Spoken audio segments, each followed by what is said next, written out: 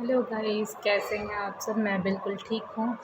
तो आज मैं बताने जा रही हूँ अपना इंट्रोडक्शन, जैसे मैं कहाँ से हूँ, मेरा पढ़ाई कहाँ से हुआ, मैं कहाँ रहती हूँ, क्योंकि मुझे कुछ कमेंट्स आते हैं कि आप कहाँ से हैं। तो मैं अभी तो चेन्नई में रह रही हूँ और हमारा जो नेटिव है वो है बिहार।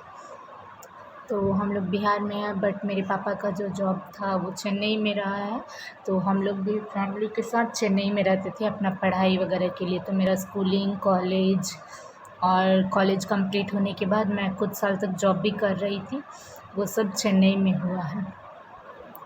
तो हम लोग लगभग चेन्नई का सिटीज़नशिप जो है, हमारा आईडी प्रूफ वगैरह सब कुछ यहीं का है, राशन कार्ड वगैरह।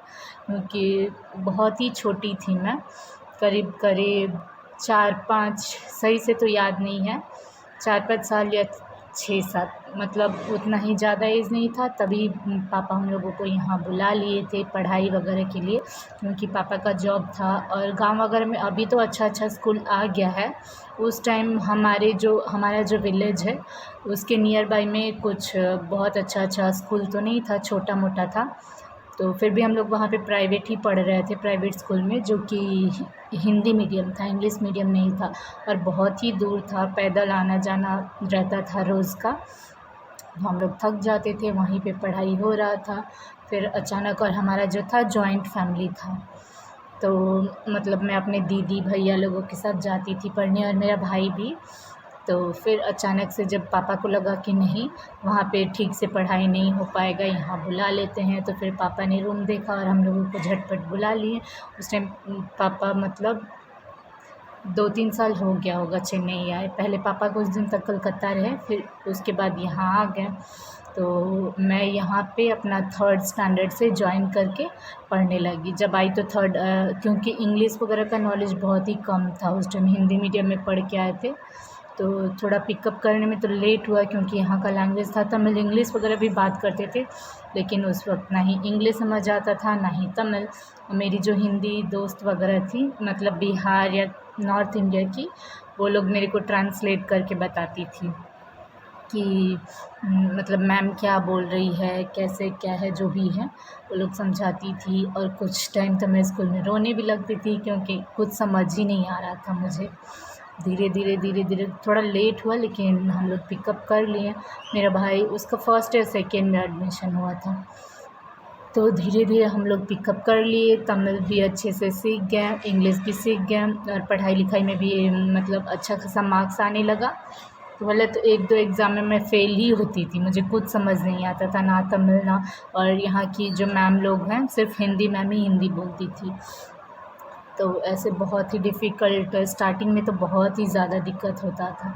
तो बैठ बैठ के रोने लगती थी कि कुछ समझ नहीं आ रहा है।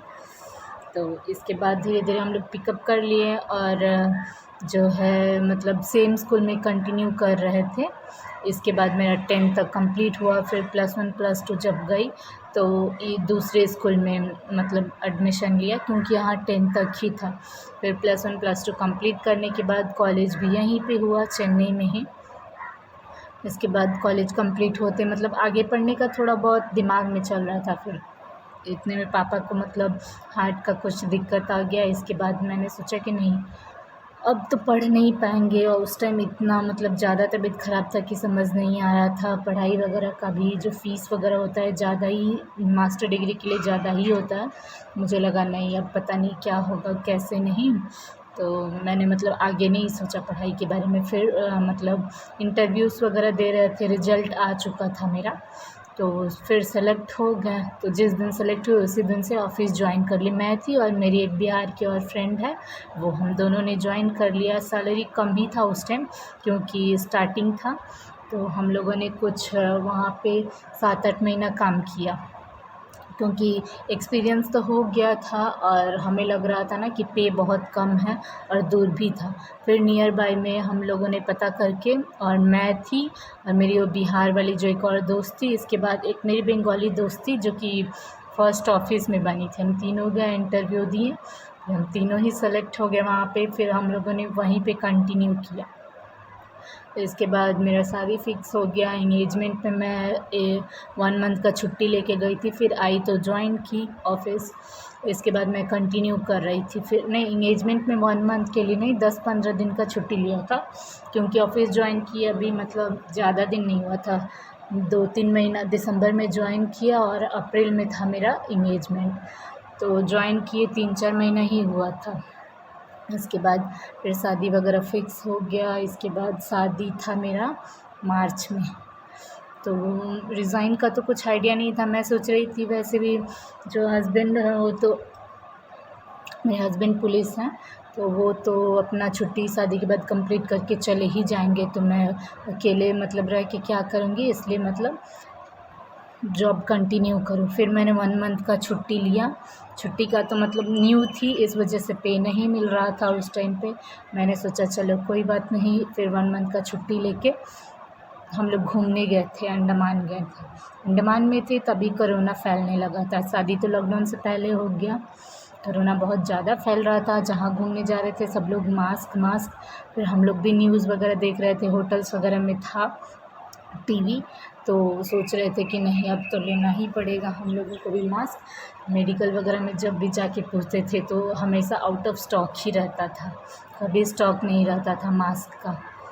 बहुत दिन हम लोग ट्राई किए, फिर नहीं मिला। फाइनली हम लोग 5-6 दिन रहे थे। इसके बाद मतलब जो कंप्लीट लॉकडाउन होता है ना, वो स्टॉप होने से पहले हम लोग आ चुके थे। हम लोग 13 को 12 को ही रात में आ चुके थे घर अपने। फिर मेरे को मायका जाना था क्योंकि अच्छा दिन था, 13 तारीख को अच्छा दिन था। फिर सुबह वहाँ पे गए और फिर मेरा जो मतलब जाके बस फिर चली आई।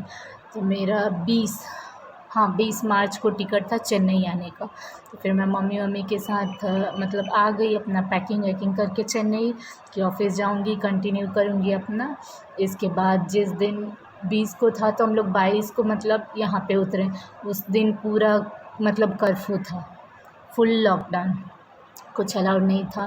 फिर मेरा भाई इधर से मास्क वास्क लेके गया, मतलब वही छुट्टी में था, फिर हम लोगों को लेके आया।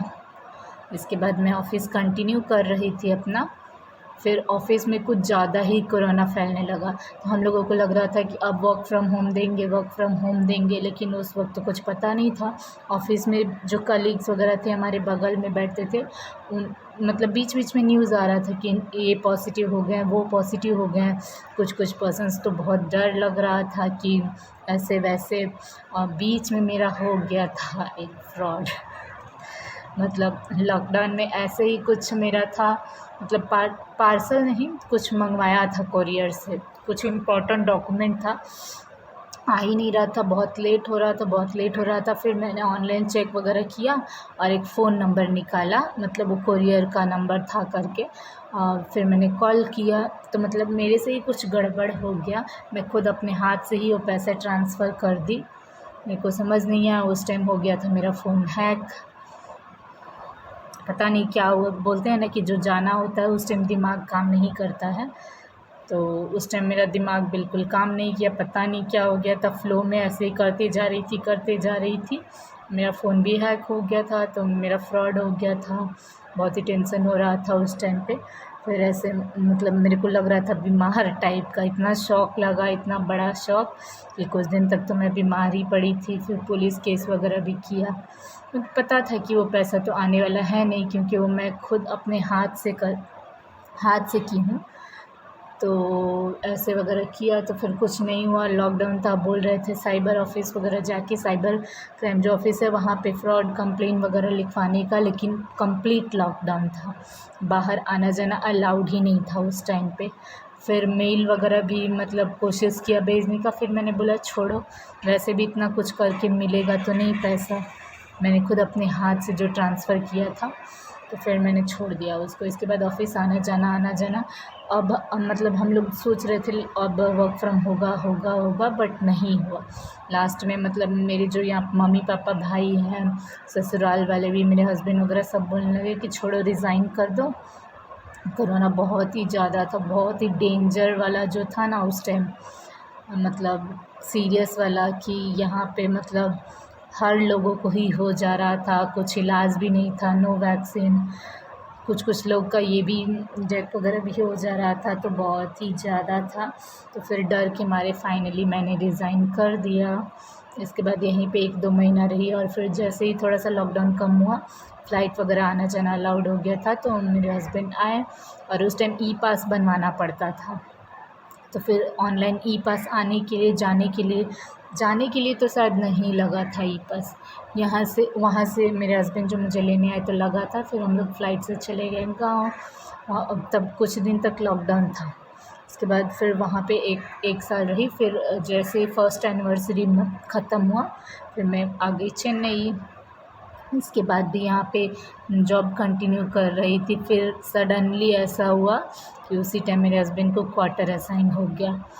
तो क्वार्टर असाइन हो गया तो वहाँ पे पेंटिंग वगैरह और सब ख़रीदना पड़ेगा, तभी तो जा सकते हैं। फिर सब कुछ घर में मतलब बर्तन, बेड, मतलब ऐसे तो जाने के बाद ही वो हल्का-फुल्का मतलब जो ज़रूरी सामान है वो सब जुटाने के बाद फिर मम्मी-पापा जो है कलकत्ता में घर लिए थे, उसका पूजा था। तो फिर जुलाई में वहाँ पे भी उस टाइम लॉकडाउन था, नहीं फिर से कोरोना फैलने लगा था, तो मेरा वर्क फ्रॉम होम ही चल रहा था। मैंने कोशिश किया बट मुझे नहीं मिला वर्क फ्रॉम होम उस टाइम पे।